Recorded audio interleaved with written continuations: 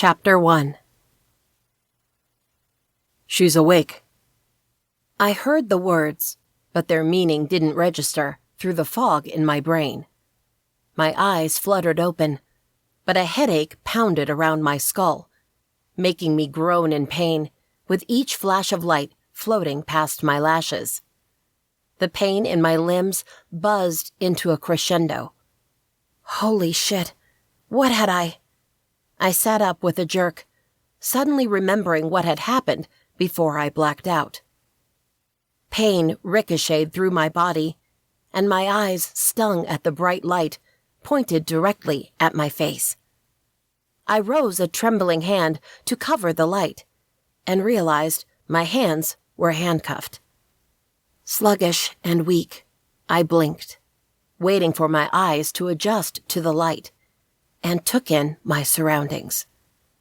I was seated on a small, hard cot, on a dirty, rough floor, in the corner of a tiny cell. 3 stone walls, no windows, and one wall made of thick metal bars from top to bottom. On the other side of the bars, a man in dark clothes and hard eyes stared at me, as if I were the plague poisoning the earth. A Brotherhood of Purity member. My chest squeezed. Holy shit. I really had been captured. Panic flowered inside of me, my breath growing shallow. What was I going to do? How was I going to get out of here? With the fog in my mind and the pain in my body, I wasn't going anywhere. Not yet, at least. For now, I had to swallow my fear and hope they wouldn't kill me before I could recover and escape. I refused to die by their hands. That couldn't be my destiny. Heavy footsteps echoed down the hallway, and 4 men appeared in front of my cell. I fought the urge to recoil and faced them. The 5 men looked the same. A military buzz cut, dark hair, hard expressions, and the same black clothes, though none of them wore the red cloaks now. The only variations between them were their heights and build, and their complexions varied from paper white to chestnut brown. One had a faint 5 o'clock shadow, another one had a nasty scar across his left cheek, and a third one wore thin-framed glasses. "Finally," the tallest one said, a snarl in his tone. "Bring her." He turned, walking away.